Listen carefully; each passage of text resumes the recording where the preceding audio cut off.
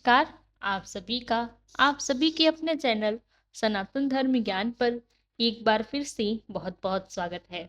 आशा करते हैं आप आपके परिवारजन सभी स्वस्थ होंगे और बहुत ही अच्छे होंगे। इसी कामना के साथ लेकर चलते हैं आपको आज के अद्भुत क्रमांक की ओर। जैसे कि आज के क्रमांक का शीर्षक आपने अवश्य पढ़ ही लिया होगा, तो आज का यह क्रमांक बड़ा ही अद्भुत, बहुत ही अद्भुत जानकारी वाला इस क्रमांक द्वारा आपको मिलेगी। इस क्रमांक में आज आपको कुछ ऐसे तथ्यों से, कुछ ऐसी बातों से अवगत कराएंगे जो कि मनुष्य आजीवन इस जीवन के लिए प्रयासरत रहता है कि इससे जीवन में सदैव खुशी मिले, अच्छे क्षण ही उससे बिताने के लिए मिले और इस संसार से जो अनुभव उसे हो वो बहुत ही अनुभव हो। हम सभी इसी चीज में दिन रात प्रयास रहते हैं कि हमारा जीवन प्रतिदिन अच्छा होता जाए, बेहतर होता जाए और सुख साधनों से कभी भी हम वंचित न हो। लेकिन क्या आप जानते हैं कि ऐसे जीवन में कौन से कारण हो सकते हैं कि हम प्रसन्न रहने के लिए, खुश रहने के लिए, सुख सुविधाओं के लिए प्रयासरत रहते हैं, लेकिन फिर भी हमारा मन उदास क्यों रहता है? फिर भी ऐसा क्यों लगता है हमारे जीवन में कुछ तो अधूरा है? इस बात को महाराज जी की एक बात से आज हम एक जानकारी स्वरूप में आपको प्रदान करना चाहेंगे। महाराज जी ने इस संसार को, इस सृष्टि को जो ईश्वर के द्वारा बनाई गई है, अद्भुत सी जगह है, इस विषय में महाराज जी ने बहुत अद्भुत प्रकाश डाला है। महाराज जी कहते हैं यह सृष्टि एक भ्रम है और यहाँ पर आपको यह सफलता या जीवन में प्रसन्नता तभी मिलेगी जब आप ईश्वर के साथ स्वयं को जोड़ लेते हैं। महाराज जी कहते हैं कि स्वयं को ईश्वर से जोड़ दो, जीवन में इससे अद्भुत कार्य कुछ नहीं हो सकता। जीवन में यदि आप सफल होना चाहते हैं, आज जीवन आप खुश रहना चाहते हो, सदैव प्रफुल्लित रहना चाहते हो, तो स्वयं को ईश्वर से जोड़ना ही होगा। अब महाराज जी की इस बात में ही सबसे बड़ा रहस्य छुपा हुआ है। ये इस बात को आप थोड़ा समझना चाहें तो ऐसे समझ सकते हैं कि जीवन में, इस सृष्टि में जो भी वस्तुएं आप देख रहे हैं, जो भी साधन हैं, वे अपने स्वरूप की ओर बढ़ते हैं। यानी कि आपको उदाहरण स्वरूप में समझाते हैं कि आपने देखा होगा नदी का जल जब प्रवाहित होता है तो वह अपने स्रोत की ओर जाता है। जैसे नदियां जब बहती हैं तो वह अंत में जाकर समुद्र में मिल जाती है, क्योंकि समुद्र उनका उच्च स्रोत है। ऐसे ही जब आप देखते हैं कि जब भी लौ जलती है, जब कहीं अग्नि प्रज्वलित होती है, तो वह सदैव ऊपर की ओर उठती है, क्योंकि अग्नि का स्रोत है सूर्य। ऐसे ही आपने देखा होगा इस धरा पर गुरुत्वाकर्षण की शक्ति है, जो कि हम देखते हैं कि कोई भी चीज हम हवा में फेंकें तो वह फिर नीचे ही आकर गुरुत्वाकर्षण की शक्ति से नीचे आती है, क्योंकि वह अंश उस पृथ्वी का है, उस धरा का है। कोई भी आप वस्तु देखें वह इस पृथ्वी के साथ ही जुड़ी हुई है, क्योंकि प्रत्येक वस्तु का जो स्रोत है वो यह पृथ्वी है।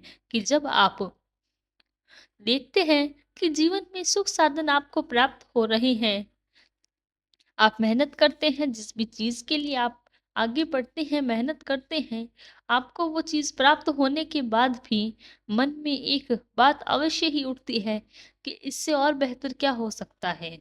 मान लीजिए आपके जीवन का कोई लक्ष्य है, यदि जीवन का वह लक्ष्य आपको प्राप्त हो जाता है, उसके बाद आप कुछ समय के लिए प्रसन्न रह सकते हैं, स्वयं को यह भ्रम दिला सकते हैं कि जो तुम चाहते थे वो तुम्हें प्राप्त हो गया।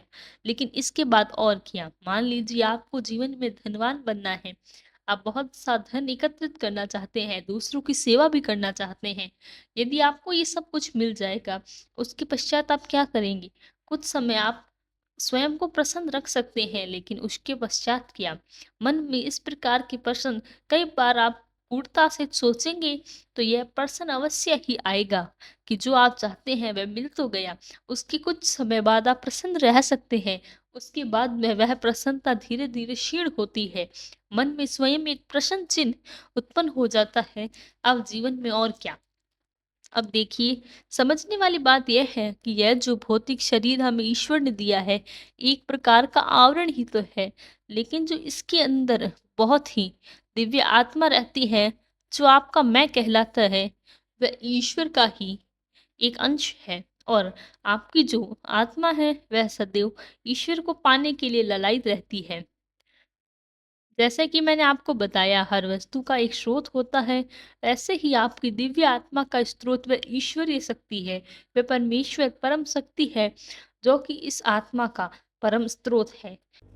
इसीलिए आपको जीवन में प्रसन्नता तभी मिल सकती है जब आप ईश्वर के साथ जुड़ जाएं। आप पाएंगे कि जब आप ईश्वर के साथ जुड़ने का प्रयास करते हैं, धीरे धीरे आध्यात्म से अपनी जो यात्रा प्रारंभ करते हैं और आपकी जो यात्रा परम ज्ञान जीवन को प्राप्त होती है, तो आपकी आत्मा उस परमात्मा से मिलना के लिए बहुत ही लालायित होती है। और यह जो क्षण है, यही सही मायने में प्रसन्नता का वह बड़ा संकेत है। सही मायने में प्रसन्नता तभी आपको मिलती है जब यह आत्मा सदैव परमात्मा के विषय में सोचे, ईश्वरीय शक्तियाँ इससे जुड़ना प्रारंभ होती हैं। आपको लगेगा कि जिन भौतिक संसाधनों को, जिन भौतिक संसार को जब तक आप अपना समझ रहे थे, यही भ्रम है। और जिस दिन आपको इस बात का आभास हो जाएगा कि नहीं, जिन सुख साधनों के लिए अब ये प्रसन्नता और खुशियां आप ढूंढ रहे थे, ये तो क्षणिक है, क्षण भंगुर है। एक ना एक दिन ये सब कुछ छूट ही जाना है। और जो सही मायने में आपके साथ जाएगा, वो यही है कि आपकी जो दिव्य आत्मा है, उस परमात्मा के साथ एक एक हो जाएं। और यही सबसे बड़ा, एक जीवन का सबसे बड़ा सत्य यही है। अब धीरे धीरे आपको यह समझने का प्रयास करें कि इसीलिए महाराज जी इस बात पर इतना बल देते हैं कि सही मायने में यदि आप प्रसन्नता ढूंढ रहे हैं, खुशी ढूंढ रहे हैं, जीवन में आप आजीवन खुश रहना चाहते हैं, इन भौतिक संसाधनों को आज से आप पूरी तरह से त्याग मत करें, क्योंकि भौतिक संसार में हमने जीवन लिया है और ईश्वर ने यदि हमें यहाँ भेजा है, तो हमें भौतिक संसाधनों के साथ जुड़कर तो रहना ही है। लेकिन यह भी अंतर्मन में आपको ज्ञात होना चाहिए, ये सिर्फ एक छलावा है, एक क्षण भंगुरता है, जो एक ना एक दिन यहाँ से आपको अलग कर देगी। और सही मायने में आपके साथ जो जाएंगे, वह पुण्य कर्म है। पुण्य कर्मों का ही जो लेखा जोखा होता है, वह हमारे सनातन धर्म में बताया गया है कि पुण्य जो कर्म आपके साथ होते हैं, या जो भी कर्म आपके जीवन में आप करते हैं, वही आपके साथ जाते हैं। और उनको ही जीवन में आपको अर्जित करना सही मायने में आपके पास होने वाली पूंजी कहलाता है। इसीलिए महाराज जी इसी बात पर बल देते हैं कि आध्यात्म से जुड़िए, और साथ ही साथ में यह भी आप प्रयास करें कि आप अपने जीवन में जिन भी लोगों को जानते हैं, जिन भी लोगों के साथ आप जुड़े हुए हैं, उनमें सहायतार्थ होकर आप कार्य करिए, उनको समान दृष्टि से देखिए, जरूरतमंदों को सहायता करें। आपके जीवन में आपको एक सकारात्मक ऊर्जा प्राप्त होगी, जो जीवन का सबसे बड़ा धन होना चाहिए। जीवन में जितने ज्यादा सत्कर्म आप करेंगे, जितने ज्यादा लोगों की सहायता करेंगे अपने सामर्थ्य अनुसार, वह सब आपके जीवन में सकारात्मकता को जोड़ती है और ईश्वरीय शक्तियाँ आपको अपनी ओर आकर्षित करती है। क्योंकि आप जितनी ज्यादा सत्कर्म करेंगे, सत्कर्म का सीधा सीधा आशय है कि आप आध्यात्म प्रवृत्ति के व्यक्ति हैं, और यह अध्यात्म आपको पुकारता है। और आप धार्मिक कार्यों में जब भी अपनी उपस्थिति दर्ज करवाते हैं, तो यह धार्मिक कार्य सदैव आपको अपनी ओर लेकर जाते हैं। और सदैव आप ये पाते हैं कि आपके जीवन में जो आपने अर्जित किया, जो ईश्वरीय शक्ति प्रवेश कर रही है, ये सब कुछ आपके लिए है। ये जीवन में सदैव आपका साथ निभाती है। यही सही मायने में एक अच्छा व्यक्ति होने की निशानी मानी गई है। तो जीवन में सदैव आध्यात्मिक रहिए और दूसरों की सहायतार्थ हेतु ज्यादा से ज्यादा कार्य करने का प्रयास करें। आपको अंतर्मन से खुशी प्राप्त होगी। खुशी ढूंढने के कई मार्ग हो सकते हैं। भौतिक संसाधन हमें कुछ सीमित समय तक ही खुशी दे सकते हैं, जैसे मैंने आपको बताया। लेकिन उसके बाद आपका अंतर्मन आपसे प्रश्न अवसर करता है कि अब जीवन में अब और क्या, तब आपको मानसिक अशांति का सामना करना पड़ता है। ये मानसिक अशांति आपको इस प्रश्न का उत्तर ढूंढने के लिए बहुत ही, ये समझ लीजिए कि विस्मित करती है। और उसके पश्चात आप जीवन में सत्य की खोज में निकलते हैं।